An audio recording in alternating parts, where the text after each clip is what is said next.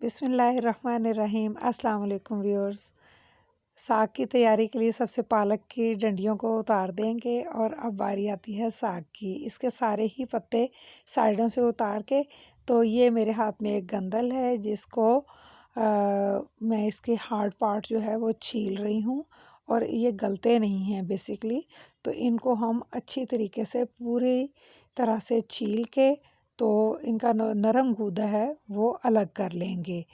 तो ये तमाम चीज़ें जो है मेहनत तलब हैं। और यहाँ पर ये बाथू है, इसके पत्ते उतारेंगे और डंडी इसकी डिस्कार्ड कर देंगे। तो इस तरीके से सारी चीज़ों को अलग अलग तैयार कर लेंगे।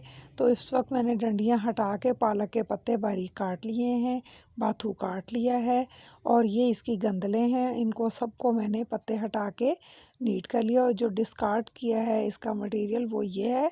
तो ये इसकी वजह ये है कि ये इतना सख्त होता है कि ये गलता नहीं है, इसलिए इसे रिमूव किया जाता है।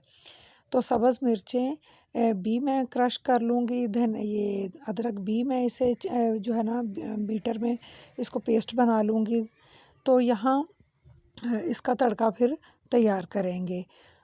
तो यहाँ सारा साग जो है इसको पहले कटिंग किया जाता है, फिर इसको बहुत अच्छे से वॉश करके स्ट्रेनर में रख के और इसमें 1 कप पानी डाल के हम सारा मटेरियल पालक, बाथू और साग ये डाल के तो गलने के लिए किसी बड़े बर्तन में रख देते हैं। तो यहाँ पर मैं इसलिए इसको आपके सामने दिखा रही हूँ कि जितना अच्छा मैंने काटा है, अब इसे गलने में कोई प्रॉब्लम नहीं होगी और बाद में पीसने में भी। तो मेरी तमाम फैमिली इसे बहुत शौक़ से लेती है और गाँव में तो ये कह लें कि एक बड़ी स्पेशल डिश समझी जाती है। तो यहाँ शहर में हम जो लोग होते हैं वो इतनी मेहनत नहीं करते, इसलिए ये बहुत कम जो है इस तरह बनाया जाता है। लेकिन सर्दियों की सौगात थी तो मैंने सोचा कि आप लोगों से शेयर किया जाए। तो अदरक और सब्ज़ मिर्चों को मैंने अलग-अलग पेस्ट बनाया है और यहाँ पर धुआंधार किस्म की इसकी गलावट का आखिरी मरहला मुकम्मल हुआ और ये 100% कुक हो चुका है। तो छलनी में से मैं इसे कुकर में इसलिए ट्रांसफ़र कर रही हूँ कि इसके ऊपर सब्ज़ मिर्चें डाल के मैं थोड़ी सी इसमें जो पानी की कसर होगी वो निकाल दूँगी। तो इस तरह ये अब एक बीटर में मैं इसे थोड़ा-थोड़ा लेके तो इसको हल्का-हल्का बीट करूँगी, बहुत ज़्यादा क्रीम नहीं बनानी। इसको मैंने अभी घोटने से घोटना भी है। पहले मैं इसका थोड़ा तड़का तैयार कर लूँ। देसी घी 1 कप लेके उसमें अदरक लहसुन का जो पेस्ट है मैंने शामिल करके गोल्डन होने के लिए रख दिया है। यहाँ पर साग के अंदर मैंने गंदम डाली है, गंदम का आटा डाला है और अब मैं इसे 15 मिनट तक घोटने की मदद से घोटूँगी। तो इस तरीके से ये नमक मिर्च आप अपनी पसंद का डाल लीजिएगा और फिर इसको जो मैंने तड़का गोल्डन किया है ये इसमें डाल के तो इसको मिक्स कर लेंगे अच्छे तरीके से। तो इसके बाद मैं एक तड़का और भी तैयार करूँगी, वो मक्खन के साथ करूँगी। तो अभी मैंने मक्खन जो है वो निकालना है, रात मैंने खट्टा लगा के उसमें थोड़ा सा 1 चम्मच दही डाल के भलाई में रख दिया था और अब मैं उसका बीटर से मक्खन को तैयार करूँगी।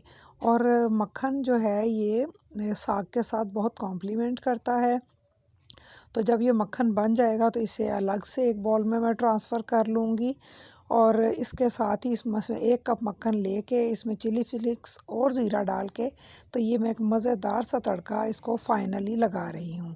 यहाँ पर 2 बाउल आप लेंगे गर्म पानी के साथ मैं गूँध रही हूँ, ½ टी स्पून नमक डाल के मकई का आटा। तो अगर मकई का आटा 2 बाउल है तो ½ बाउल इसके अंदर मैं गंदम का आटा डाल के तो हथेली का ये जो पार्ट है ये वाला इससे सिर्फ मसलते हैं। नीम गर्म पानी थोड़ा-थोड़ा डालते चलते हैं और इस पार्ट हथेली के इस पार्ट से इसको मसलते हैं और इसको मैं इसलिए थोड़ा-सा शामिल करती हूँ ताकि इससे आप जब रोटी बनाते हैं तो रोटी इंशाल्लाह टूटती नहीं है। तो यहाँ पर इस काम को इतना मैं 7-8 मिनट मैंने इसको गूँधा है कि जैसे आप गंदम की रोटी बनाते हैं तो आटा एक स्मूथ टोन में आता है ना, बिल्कुल इसी तरीके से मेरा ये आटा अल्हम्दुलिल्लाह तैयार है। तो कोई सी भी शीट आपके घर अगर हो आप उसे लें, उसको बराबर कर लेंगे। तो इसके ऊपर मैं ऑयल लगा रही हूँ हल्का-हल्का ब्रश की मदद से तो और इसको फिर मैं इसके अंदर पेड़ा रख के इस शीट को फ़ोल्ड करके तो रोलिंग पिन से मैं इसके अंदर रोटी बेलूँगी।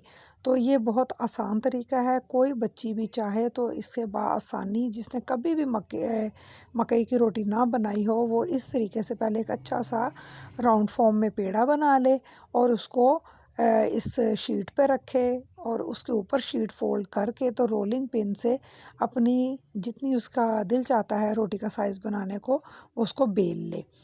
अब मैंने तो पैन थोड़ा-सा गरम करके कैमरे के सामने किया है, और शीट को इस तरह उठाएँगे, हल्का-सा हाथ को ऑयल लगा लें और इसके ऊपर डाल के तो पैन में डाल दें।